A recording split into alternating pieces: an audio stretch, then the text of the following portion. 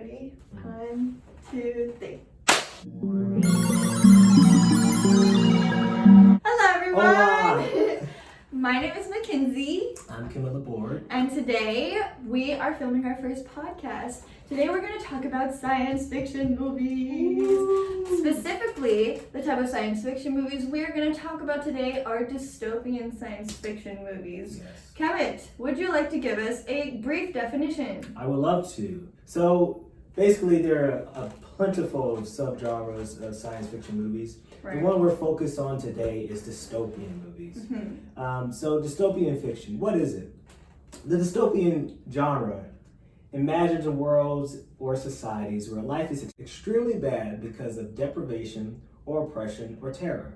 And human society is characterized by human misery, such as oppression, disease, overcrowding, environmental destruction, or even war. Ewy. Okay, so now that we've got that brief description, let's see. I wanted to give you a brief overview of just a little bit of the history of the origin of dystopian science fiction movies, all right? So what's interesting is, in my opinion, they haven't differed very, very much from how they began. So, I mean, a basic description of like dystopian movies, like, and you know, their main idea is there's oppression, right, of a minority, and that minority rises up and overthrows an unjust regime. The first dystopian movie, if not the first, around the first, is called Metropolis, and it was directed by Fritz Lang in 1927. Let's see, and then, you know, more recent ones are obviously the four we're going to talk about, but other popular ones are Never Let Me Go, released in 2010, Battle Royale, released in 2000, and The Matrix, released in 1999. Yeah, so let's continue. The four movies that we wanted to talk about today and kind of compare and really, you know, dig into are Logan's Run. We have Planet of the Apes, Minority Report, and then my favorite, WallE. The Disney. Well, I guess technically Pixar. Yeah, it's Pixar. Yeah. Yeah, it's Disney, I mean, Pixar. Am I Disney technically wrong? Yeah, right. So yeah, that is what we're gonna dig into. So without further ado, we hope you enjoy. Woo-hoo. All right, first movie that I wanted to discuss is Logan's Run. Logan's Run is one of the handful of movies that we had the pleasure of watching during class this year. So just to start off a brief history for us to have our mind fresh, it came out in 1976. It is an hour and 58 minutes long. It has a 62% Rotten Tomatoes rating. Yeah. But I mean, some good shit. I absolutely adore this movie. So I don't give a shit what Rotten Tomatoes has to say. When have they been right before? Exactly, it's our opinion. They don't know shit. Right. So yes, the original date it was released was in June 23rd, 1976. The director is Michael Anderson, and what's really interesting is the budget is $9 million. God damn. Yeah. Which, I mean, with that's a lot. Yeah, it's a lot.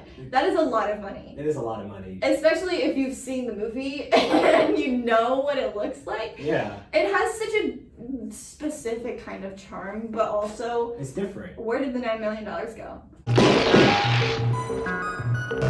Run, runner! The costumes? Honestly. I'm just saying. Not talking shit, but the Oscar nominations, it had a handful of Oscar nominations, including art direction, cinematography, special achievement award, and it did technically win visual effects. Really? Mm-hmm. So that's where the money went. That's where the money went. Basic rundown of the movie, right? Are you ready for this? I'm ready. So, Logan's Run. follows a character named Logan. Of course. Big surprise. So Logan is basically a cop. Run, runner. In this futuristic world, all of these people that live in this compound that consist of what we can only assume every human being left on Earth, right? Mm-hmm. It's very big, but in this compound. And every single human that lives in this compound dies at the age of 30, right? They get sacrificed to this weird spatial like thing. It's really ritualistic and strange, but also very intriguing at the same time. And Logan's job as a Sandman is to prevent people from running away and avoiding their fate, right? Because it's this whole idea of like, you sacrifice yourself because it's good for mankind, and we need fresh, like, young people, whatever. So Logan is a cop. He's in the midst of all of this shit, and then he meets people, specifically Jessica, I believe her name is, and she gives him these ideas that maybe it's not a good idea. Why can't we live past 30? All of these things, and he's thinking these things he's never thought before, and he and Jessica figure that they're going to leave, right? They're gonna try their best to escape. Long story short, they escape. It takes forever for them to escape, but they do. And they meet this man with like 1 billion cats, and he's like in this completely destroyed, what looks like our modern day buildings. It's really interesting. And so they meet this man with 1 billion cats, and they're like, hey, if we bring you to our compound, then everybody will believe that you exist and that there's a world outside of our compound that we can survive in. So they bring the old man with 1 billion cats. They leave the cats there to the compound and destroy everything and release everybody. And they meet the old man, and it's insane, and everyone just has like a collective epiphany of, wow, there is life outside, and like, where did this like collective consciousness of like, we need to stay here and we need to be sacrificed at 30, all of this stuff. So yeah, so just going off of the basic definition that we provided in the beginning, this is like pretty textbook dystopian fiction. You know, you've got oppression, you've got not so much squalor in majority of the movie, but you could argue that the old man that was living out in like the normal like apocalyptic looking world was living in squalor. There's definitely oppression, and we saw Logan, our main character, oppressing and then being oppressed because he is now the outsider, just like that within like a couple seconds of the movie. We see an overcrowding issue, not so much that it is overcrowded, but that like that is one of the reasons why there is like a sacrifice needed, right? And so environmental destruction, that's very evident, right? As soon as they step out of the compound, there is green, nothing there. Nothing that they've ever seen before. And then as soon as they find creation and like civilization, it's destroyed. There's like, it's barely even what it used to be, right? There's plants everywhere, there's dust all over these pictures and stuff like that. So it's very evident, especially like in terms of like the vibe, it's dystopian, right? That's basically all that I have for Logan's Run. Just to give a quick rundown. So do you want to give a quick description and all of that jazz of our next movie? Planet of the Apes. Dun-dun! All right, so Planet of the Apes came out in March 27th, 1968. We are talking about the old Planet of the Apes, not the Rise of the Planet of the Apes. Right, not that trash. not that trash. So basically, to give a brief synopsis of what Planet of the Apes is about, it's basically the objective of the story is the situation of astronauts who they're having to complete their time travel mission, and they crash land on an unknown (quotation marks) planet before they can return to Earth. The main character, Taylor, played by Carlton Heston, he is the leader of the expedition, and two of his members have basically died in this journey to discover the new planet. So here we stand for the relationship.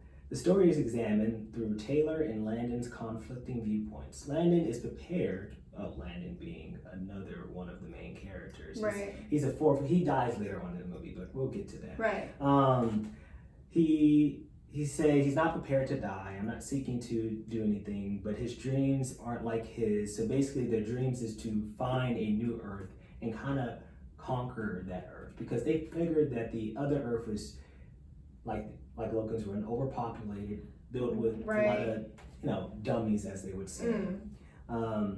They need, instead of fixing what they have, they want to continue on and move forward. From it, and by moving the grass forward, is greener on the other side. Supposedly. Right. So in order to do that, they want to find a new planet. Okay.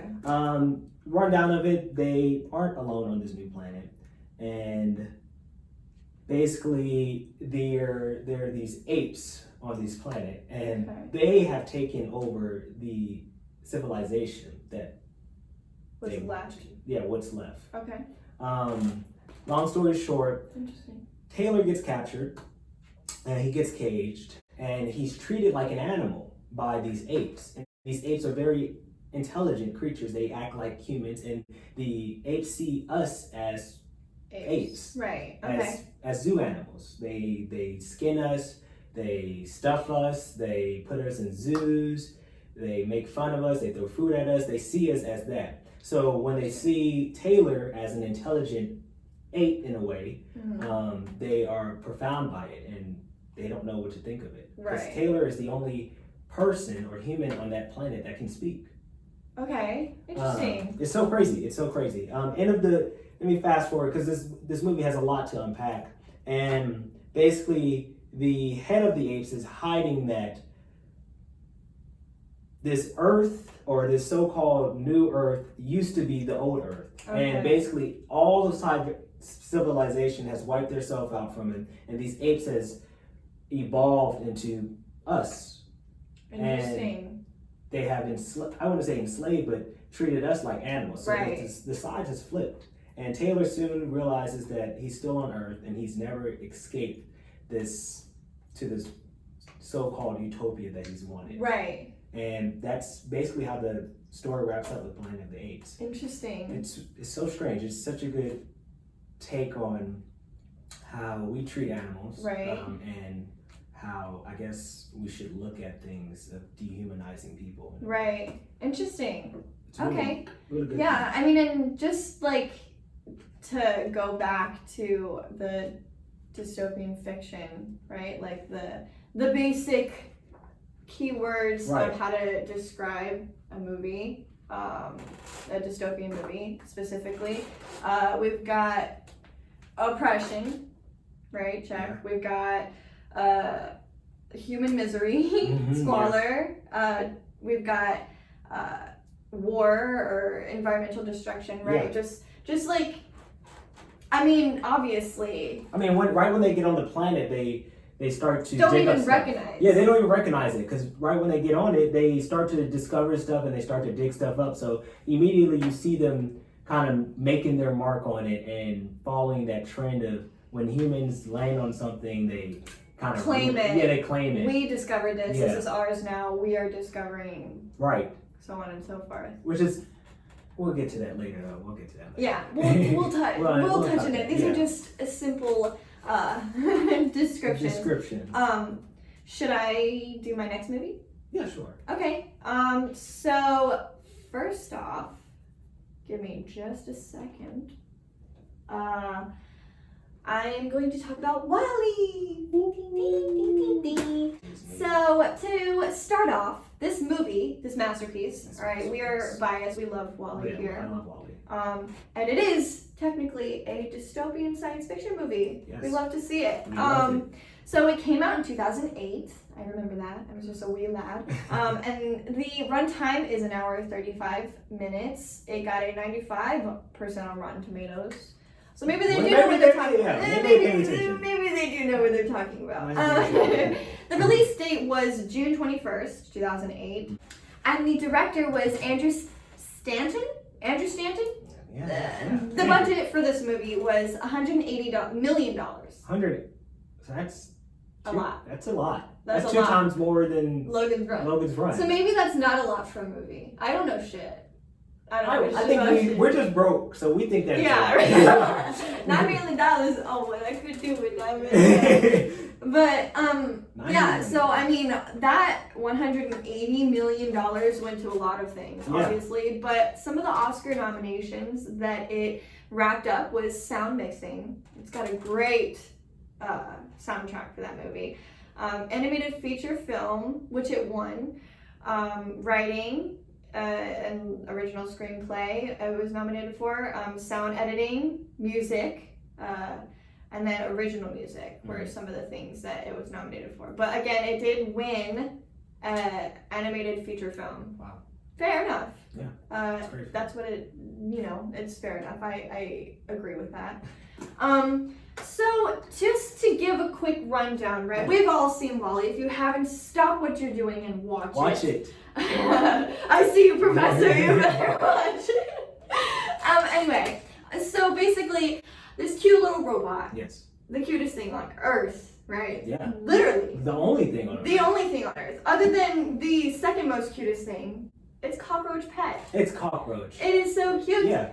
Aside from the cuteness, right? Yeah. This is the only that we know living thing. Well, not technically. This is the only powered, movable thing on Earth, right? Everything else is gone. Every other machine that was built is gone, right? They all broke down. WallE, we find out later, is his purpose was to collect all the trash that humanity has collected and accumulated and strewn about Earth.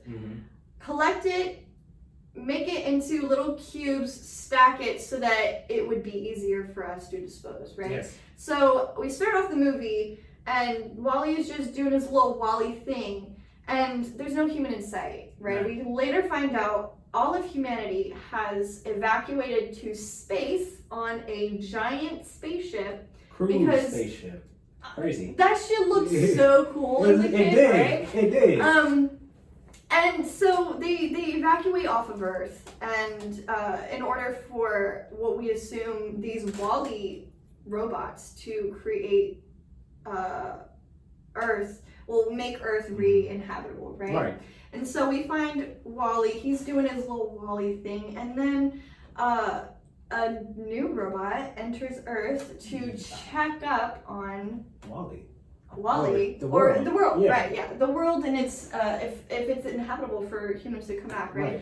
And so they meet, and they're doing their thing, and Eva is her name, finds a plant. That is her objective, right? Is to find plants and see if life is growing back on Earth. And so she grabs a plant, and they do this whole mission where they try to get the plant and bring it back to headquarters or so that they can alarm the humans that they can come back to Earth, right? Which was the purpose all along. They make it to the spaceship eventually. Plant in hand, or in robot claw. In boots. It was in the boot. In boots, yes, I'm right, yeah. In boots, and we as the audience see that humankind has deteriorated in a way, right? Yeah. Everybody is on these like floating chairs. They look comfortable, right? And they're watching their TV on their screens so close to their face. They're eating food The food is brought to them. Yeah, right. It just appears, right, to them, right? All these robots. It looks awesome. What can I say? I know that it's bad, right, inherently, because these people get overweight and then they can't walk, and then all of these things like that, and they lose social skills. They don't talk to each other anymore, not like how we do now. Right. And it comes to find out that there is an AI system that controls all of the robots and is basically like the boss. That wants to prevent the plant that Eva collected from being entered into the system to allow humankind to go back to Earth. Right.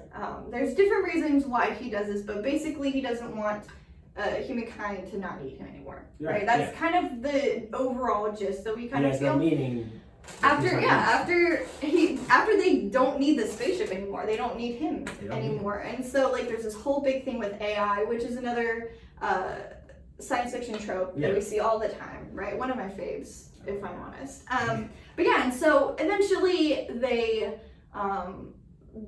make the humans self-aware and they get help and they allow humankind to go back to Earth, and then it's the happy ending, it's right? The happy ending. They plant the plant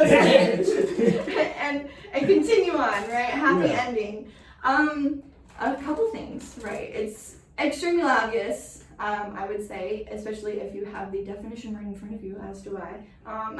Just to point out just different things that would make this a dystopian fiction, right? First of all, aesthetically, you have outer space, inherently science fiction, I would say, right?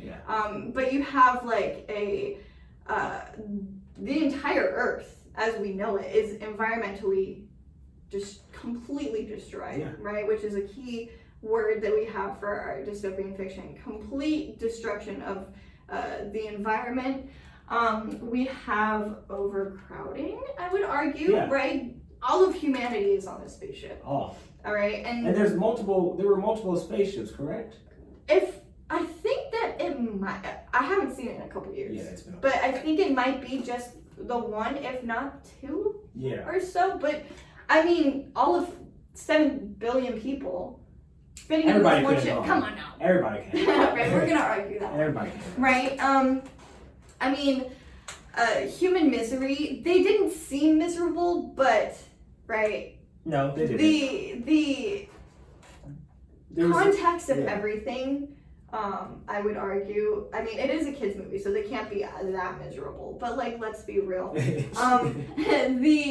Just squalor. Extreme deprivation or oppression, right? Like especially WallE's oppression. And like his purpose of cleaning up the trash and then being told over and over again that he needs to stop doing that because that's not his job, right? Other robots have other jobs and this is not your job. You need to go back to doing your own job, right? Rude. But I will continue. We have war, not so much as like the violent, like traditional war that we think of, but like the AI and the robots that literally chase the human friend and like Wally and Eva throughout the entire spaceship, right? There's one point where they get ejected, right?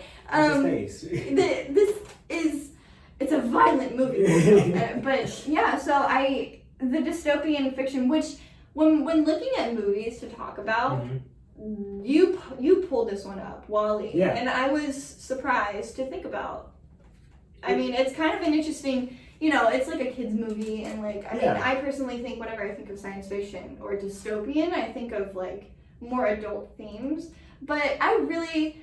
I thought that this was an interesting movie to bring up in terms of being dystopian fiction. And I agree. Like, I wasn't even thinking of like science fiction in general as animated. Right. So I felt like an animated kids movie. It felt so disconnected. But I mean, it's science fiction and it's dystopian and it matches everything that we're talking about right now. Right. So I thought it was perfect. So there is WallE for you. Would you like to give the last movie? Yes, the last one. Minority Report. Tom Cruise. Came out in 2002. Wow. Basically, I'm going to give it more quick or less. In the year 2054, AD crime is virtually eliminated from Washington, D.C. thanks to an elite law enforcing squad called PreCrime. They use 3 gifted humans called precogs with special powers to see into the future and predict crimes beforehand. John Anderson, who is played by Tom Cruise, heads PreCrime and believes the system's flawlessness steadfastly. However, one day the precogs predict that Anderson will commit a murder himself in the next 36 hours. Worse, Anderson doesn't even know who the victim is. He decides to get to the mystery's core by finding out the Minority Report, which means the prediction of the female precog, Agatha, that might tell a different story and prove Anderson is innocent. And the reason why this is in the dystopian realm, basically, it is the dystopian society is clearly depicted through various characters, settings, and themes. Both works takes the place of vivid, futuristic environments, one where the consequences of living in a world deprived of privacy has indefinitely altered Earth itself. So people actually being able to not be free of will or anything because they're scared that, oh, these things are going to predict that I'm going to commit a violent crime. They feel oppressed in a way, which goes back to our main thing. Well, sure. Yeah. And people are getting arrested and basically put out of commission before they even think about doing a crime sometimes, just because there's a system where they can predict which is, we find out, not entirely foolproof. No. Which is in and of itself an issue. It's right? crazy. That's extremely oppressive.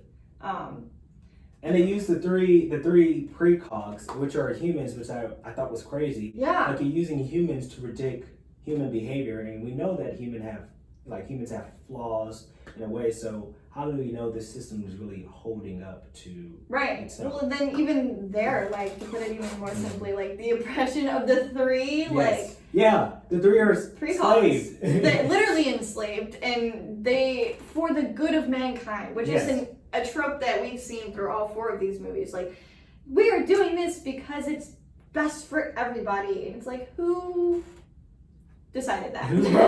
Who said that was right? Also, it is not good for everybody if there's like a handful of people that have to suffer for it. Yes. That does not mean it's good for everybody. That means it's good for most people. Like, you know, it's so, and just to go back again, just so we can, like, you know, compare more, many dystopian movies, right, have the oppressed minority rise up and overthrow the unjust regime, right? We have that with Logan's Run, right? Logan was fine with the system until it turned onto him and he decided that he needed to leave, right? So now, all of a sudden, even though he began not being oppressed, he turned into being an oppressed minority, right? And so he overthrew an unjust regime, right? We do that with WallE, right? His purpose was to collect trash and make it into boxes. And then all of a sudden he's saving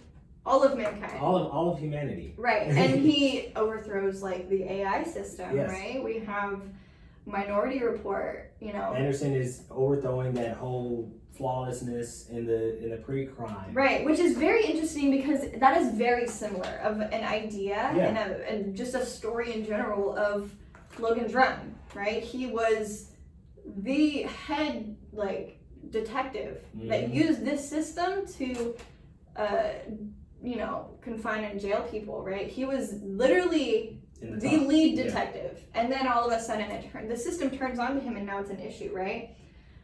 But he overthrows the entire system. All of his friends he completely overthrows just so that he can prove that he is innocent. So do, like, people does like bad things just need to happen to the right people for things to change? Right, or the people that have seen both sides, right?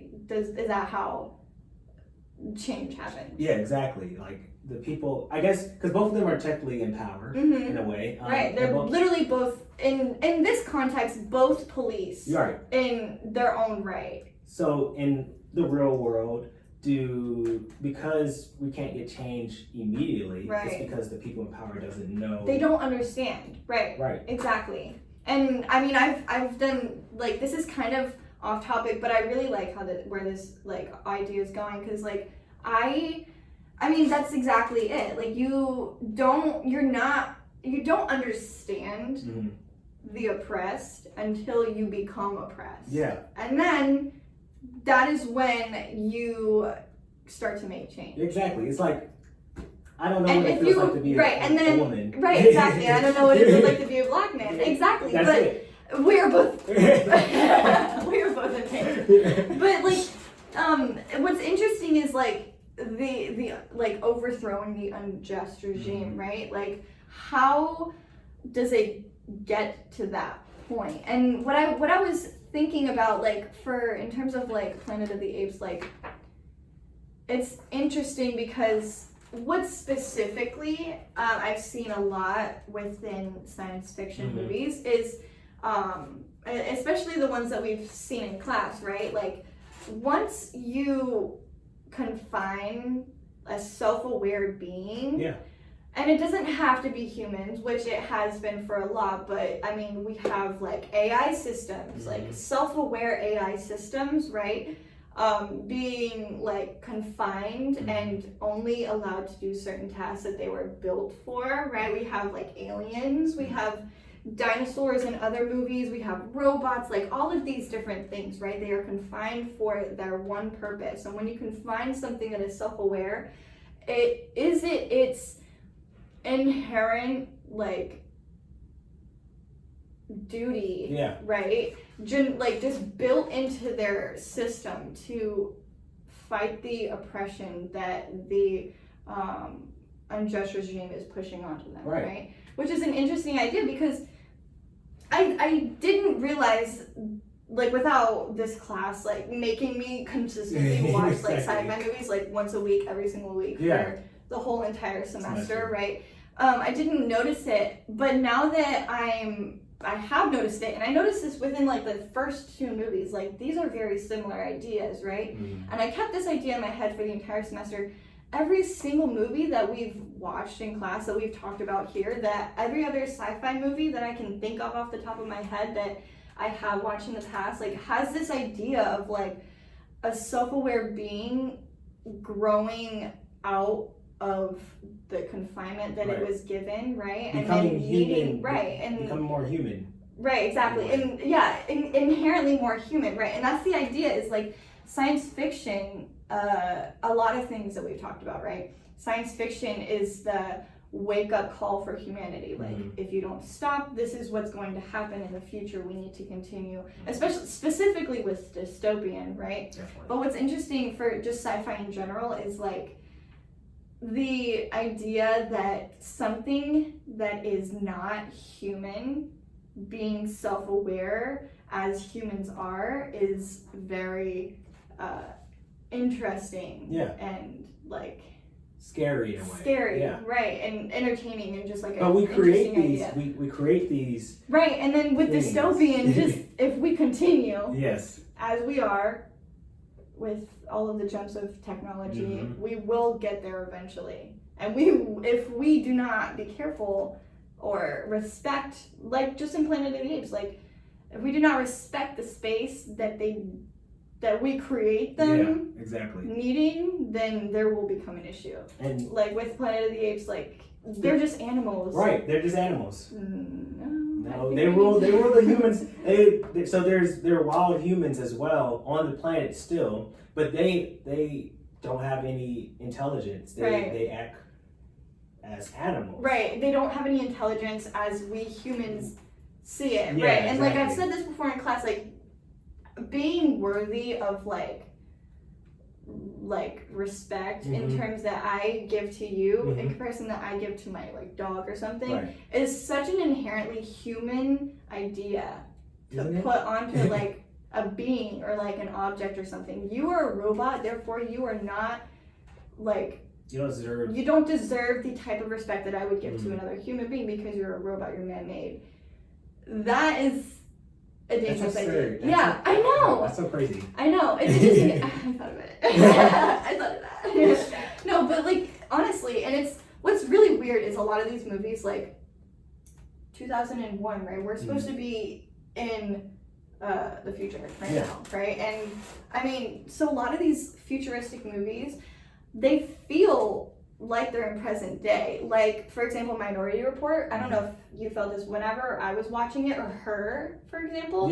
They felt so real. I feel like within that, like, these feel like modern day, like future kind of movies, like, you know, with like a little bit of like exaggeration, but So we are a lot closer to like the future than we expect, and so like having these movies displaying to us like what could possibly happen and what is possibly starting to happen, like the ball is already rolling and we don't even know about it. It's very interesting of an idea. Scary. It's I mean, that shows how predictable and humanity is. Yeah, right. And how much the directors and the writers actually think about which way like people are going in society to make these movies, right, and to get it produced. So I just think that's mind blowing. Right.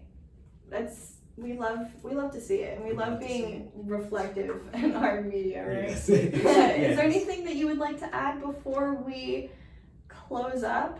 Yeah. So I brought up to WallE and Logan's Run and how there was a ruling. Basically, the AI. I guess we were talking about this. How the AI is manipulating people into do what they want. Right. In a way, so they become the new ruler. Right. So unbeknownst to the human beings. And in them becoming that ruler, they kind of create this utopia. Right. So in order to have a utopia,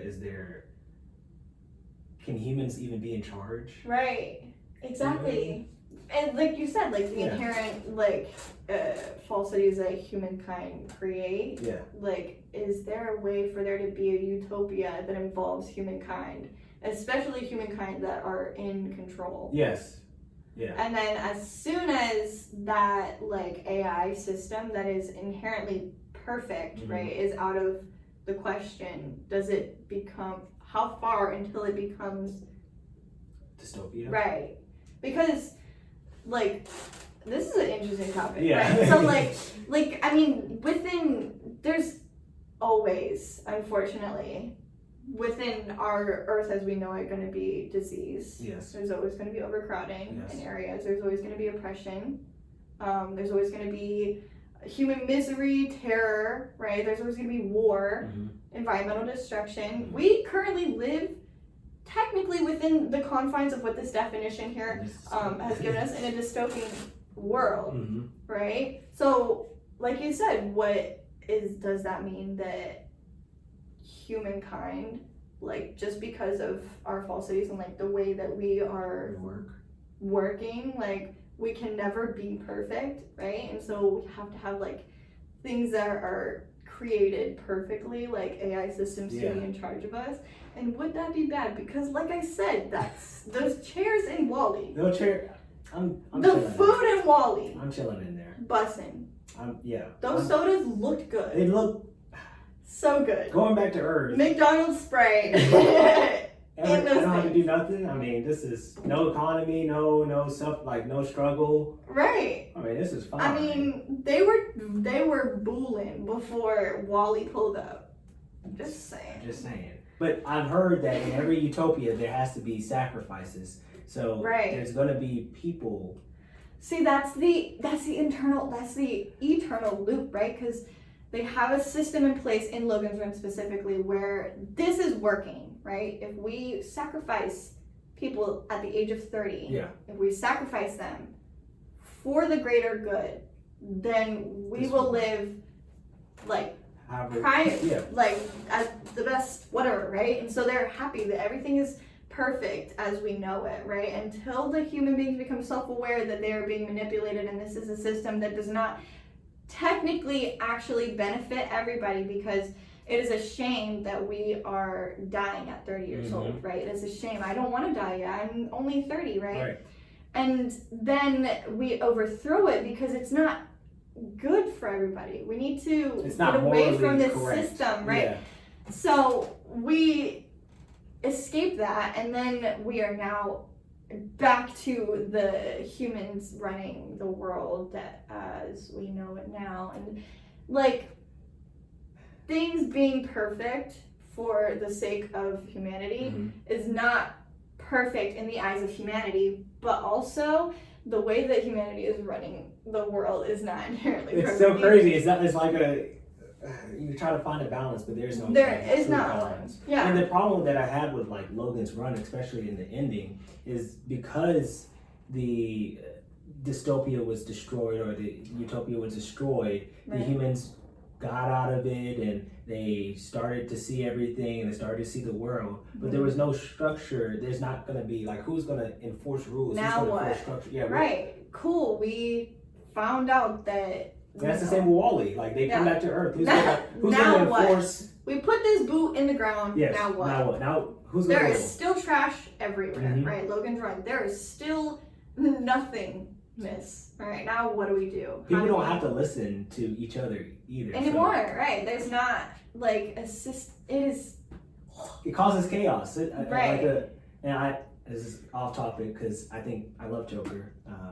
Oh yeah. I love Joker for multiple reasons, but his main reason is because without rules, without having a strict society, Mhm. chaos comes along. Right. And I think that's valid because I think chaos will soon come along in Logan's Run because they're all free. There's no Right. There's no structure. Mhm. Right. And then there's the same argument that the same stepping stones that we gave for WallE and Logan's Run, like Minority Report. Mhm. There was a system that was in place that worked well. Right.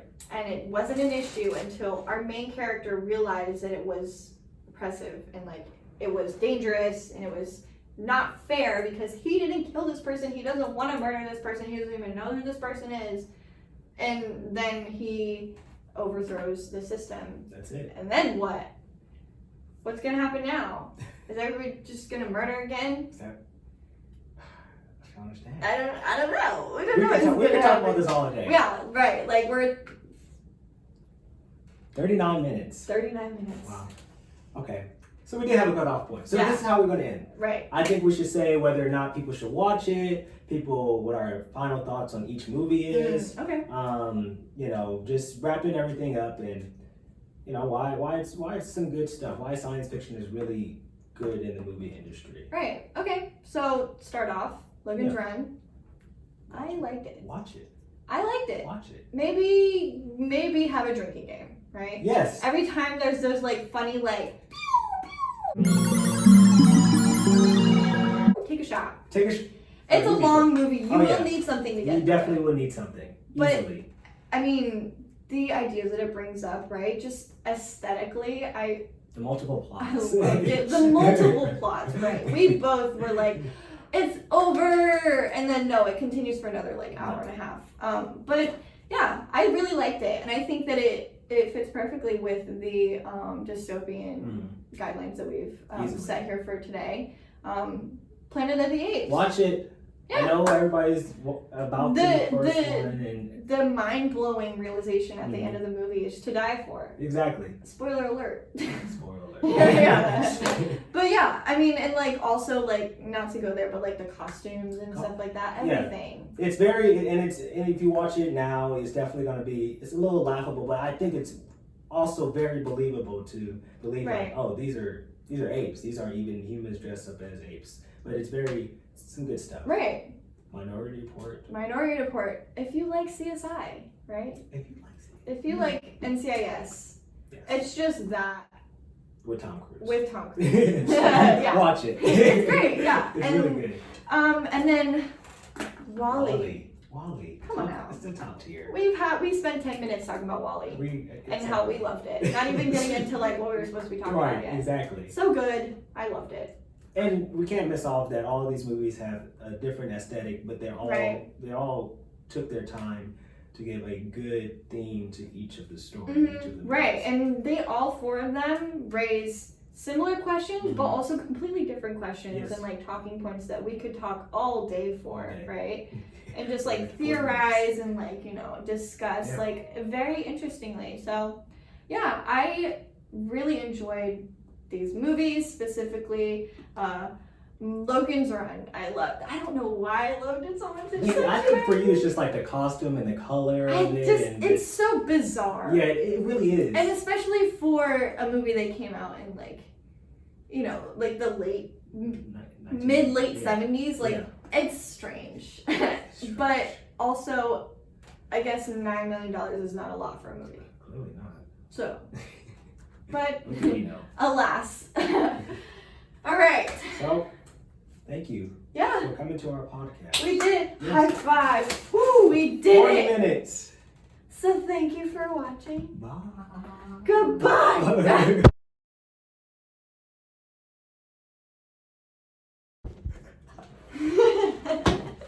Is that a good outro? That's a good answer. That's a